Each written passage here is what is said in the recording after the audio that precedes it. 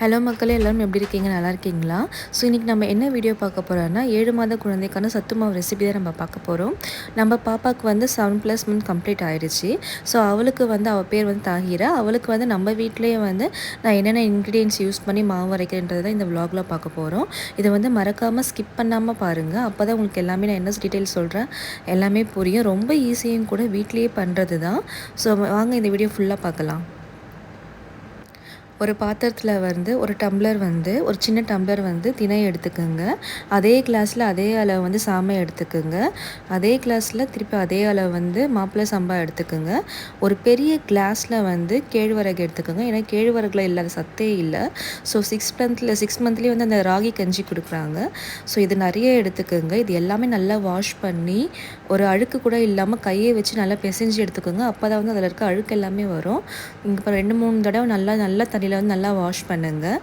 Wash பண்ணி இந்த மாதிரி தெளிவாக வர வரைக்குமே வந்து சுத்தமாக வாஷ் பண்ணுங்கள். ஏன்னா குட்டி குட்டி டஸ்ட் எல்லாமே இருக்கும் இந்த சிறுதானியத்தில். இதில் அவ்வளோ வந்து சத்துங்க இருக்குது. ஸோ இது மறக்காமல் நீங்கள் ஆட் பண்ணிக்கோங்க. நெக்ஸ்ட்டு வந்து ஒரு அதே பாத்திரத்தில் வந்து ஒரு சின்ன கிளாஸ் வந்து பாதி வந்து மைசூர் தாலும் பாதி வந்து பாசிப்பருப்பும் போட்டிருக்கேன். ஏன்னா வந்து பருப்பு அதிகமாக சேர்க்கக்கூடாது, அதனால தான். அதே டம்ளர் வந்து முக்கால் பச்சை பயிறு ஆட் பண்ணியிருக்கேன். நெக்ஸ்ட்டு வந்து அதே கிளாஸில் முக்கால் பயிறு வந்து காராமணி, குட்டி குட்டி காராமணி ஆட் பண்ணியிருக்கேன். அதே கிளாஸில் ஒரு டம்ளரில் வந்து கருப்பு உளுந்து தோலோடு ஆட் பண்ணியிருக்கேன். இது எல்லாமே ரொம்ப வந்து ஸ்ட்ரென்த்து நிறைந்தது. ஸோ இது ஏன் நான் வந்து பருப்பு ஆட் பண்ணக்கூடாதுன்னா, எப்படியோ பாப்பாவுக்கு வந்து நீங்கள் வந்து தால் ஸ்டார்ட் பண்ணியிருப்பீங்க. ஸோ அதுவும் தால் இதுவும் வந்து நிறைய பயிர் ஆட் பண்ண வேண்டாம்னு சொல்லிட்டு தான். ஏன்னா பாப்பாவுக்கு வந்து கேஸ் ஃபார்ம் ஆயிடுச்சுன்னா வந்து அழுதுகிட்டே இருப்பாங்க. அதனால தான் கம்மியாக ஆட் பண்ண சொன்னேன். ஸோ இது மாதிரி தெளிகிற அளவுக்கு நல்லா வாஷ் பண்ணி எடுத்துக்கோங்க. எப்படி நல்லா பாருங்கள், நான் எவ்வளோ வந்து தண்ணி வந்து எவ்வளோ வந்து பியூராக இருக்குது பாருங்கள். இந்த மாதிரி வர வரைக்கும் நீங்களும் வாஷ் பண்ணிக்கணும். அடுத்தது வந்து ஒரு பெரிய கிளாஸில் வந்து கேரளா அரிசி எடுத்திருக்கேன், அதை கொட்டிக்கோங்க. நெக்ஸ்ட்டு வந்து கருப்பு கவுனி அரிசி வந்து ஒரு முக்கால் இதுவும் எடுத்திருக்கேன் அதே கிளாஸில்.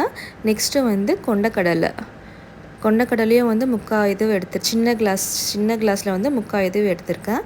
ஸோ இது எல்லாமே வந்து நீங்கள் வாஷ் பண்ணிக்கோங்க. இது ஏன் நான் வந்து 3மே வந்து தனித்தனியாக வாஷ் பண்ணுறேன்னா, எப்படியும் வந்து நான் ரோஸ்ட் பண்ணுவோம் நம்ம. ஸோ வந்து சிறுதானியம் அரிசி எல்லாமே சில பேர் வந்து எல்லாமே வந்து ஒன்றா கொட்டி வாஷ் பண்ணுவாங்க. அதே மாதிரி ஒன்றா ஃப்ரை பண்ணுவாங்க. அது மாதிரி ஃப்ரை பண்ணும்போது சிறுதானியங்கள்லாம் தீஞ்சிடும். அது ஒரு மாதிரி ஸ்மெல் வரும். அதனால தான் சிறுதானியங்கள், பருப்பு வகை, அரிசின்னு சொல்லிட்டு நான் எல்லாமே செப்பரேட்டாக போட்டு வாஷ் பண்ணுறேன். இந்த அளவுக்கு வாஷ் பண்ணி எடுத்துக்கோங்க. அடுத்தது வந்து ஒரு பெரிய கிளாஸில் வந்து அவல், அதே வந்து நாட்டு அவலாக எடுத்துக்கோங்க. இந்த ஒயிட் அவல் வந்து வாங்காதீங்க. இதில் தான் குழந்தைங்களுக்கு வந்து ஸ்ட்ரென்த் அதிகமாக இருக்குது. ஸோ அவல் வந்து பார்த்திங்கன்னா ரொம்பவே இங்கே அவ்வளோ வந்து டஸ்ட் இருந்ததுங்க அவலில். நீங்கள் இந்த வீடியோ பாருங்கள், நான் பிடிச்சதை மேலே பாருங்கள், எவ்வளோ டஸ்ட்டு பாருங்கள்.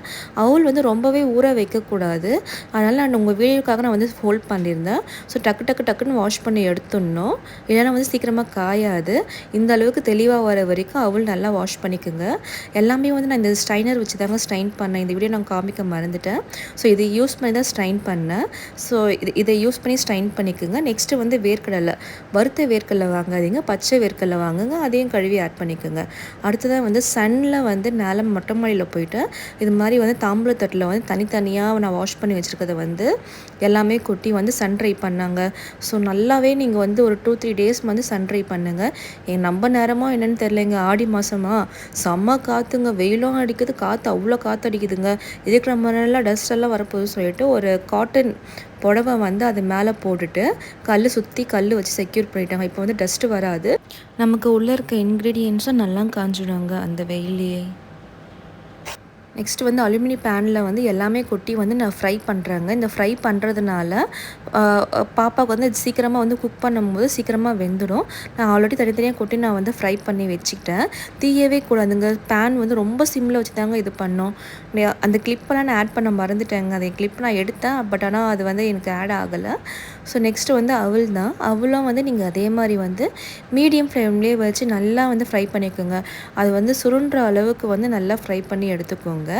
அடுத்தது வந்து நம்ம வேர்க்கடலை கூட வந்து நான் உங்களுக்கு அப்போ வந்து காய வைக்கும் போது பாதாமில் ஆட் பண்ணல. ஸோ ஃப்ரை பண்ணும் போது பாதாம், பிஸ்தா, முந்திரி ஒரு கொஞ்சம் கைப்பிடி அளவுக்கு எல்லாமே வந்து நான் எல்லாம் எடுத்துகிட்டு இப்போ இதையும் வந்து இந்த பேனில் கொட்டி நல்லா ஃப்ரை பண்ணிக்கிறேங்க. இது வந்து ரொம்ப சிம்மில் வச்சு ஃப்ரை பண்ணுங்கள்.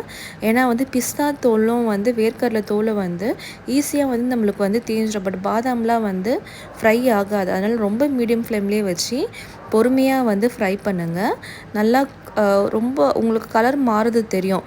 ஃப்ரை பண்ணிவிட்டு இது மாதிரி கரண்டி எடுத்துக்கோங்க. ஏன்னா இது வந்து நம்ம கொட்டும் போது அந்த பாதாம் தோல் வேர்க்கடலை தோல்லாம் இருக்குது பார்த்தீங்களா, இது மாதிரி பண்ணும்போது அந்த கரண்டியில் வந்து கீழே வந்துடும். ஸோ இது உங்களுக்கு எடுக்கிறதுக்கு ஈஸியாக இருக்கும். இது மாதிரி எடுத்து மிக்ஸ் பண்ணுற இதில் கொட்டிக்கோங்க. இது உங்களுக்கு ரொம்பவே ஈஸியாக இருக்கும். நெக்ஸ்ட்டு வந்து கேஸ் ஆஃப் பண்ணிவிட்டு லாஸ்ட்டில் ஓமம் வந்து அவ்வளோ பெனிஃபிட்ஸ் இருக்குங்க, ஹெல்த் பெனிஃபிட்ஸு. பாப்பாவுக்கு டைஜஷன் ப்ராப்ளமே வராதுங்க. ஸோ 3 ஸ்பூன் வந்து ஓமம் போட்டு இதில் சூட் பண்ணாதே, அப்போ கேஸ் வந்து ஆனில் இருக்கணும்னு அவசியம் இல்லை. ஸோ வந்து ஆஃப் பண்ணிவிடுங்க. ஆஃப் பண்ணிவிட்டு நல்லா ஃப்ரை பண்ணிக்கோங்க. அந்த ஹீட்லேயே வந்து நல்லா அந்த ஓமம் ஸ்மெல்லே உங்களுக்கு வந்து தெரிஞ்சிடும். அது எல்லாமே மிக்ஸ் பண்ணிக்கோங்க. இப்போ எல்லாமே சூடாக இருக்கும். இது எல்லாமே வந்து நல்லா மிக்ஸ் பண்ணிவிட்டு ஒரு பெரிய தட்டில் வந்து கொட்டி வந்து ஆற விட்டுருங்க. நீங்கள் வந்து வீட்டில் மிக்சியில் அரைக்கிறதுனாலும் அரைக்கலாம். நான் வந்து என்ன பண்ணேன்னா, நான் வந்து கடையில் கொடுத்து தான் நான் அரைச்சேன். ஏன்னா வந்து மிக்சியில் அரைச்சா வந்து கொஞ்சம் கொரப்பாக தான் வருது எனக்கு. ஸோ அதனால தான் வந்து நான் கடையில் கொடுத்து அரைச்சேன். நீங்கள் வேணுனாலும் நீங்கள் மிக்சியில் ட்ரை பண்ணி பாருங்கள். ஏன்னா பாப்பாவுக்கு நாக்கில் தட்டுப்படும் போது கொஞ்சம் கஷ்டமாக இருக்குது. இந்த வீடியோ உங்களுக்கு பிடிச்சிருந்தா மறக்காமல் லைக் பண்ணுங்கள், கமெண்ட் பண்ணுங்கள், சப்ஸ்கிரைப் பண்ணுங்கள். மறக்காமல் நீங்களும் இந்த வீடியோ ட்ரை பண்ணி பாருங்கள். Thank you all.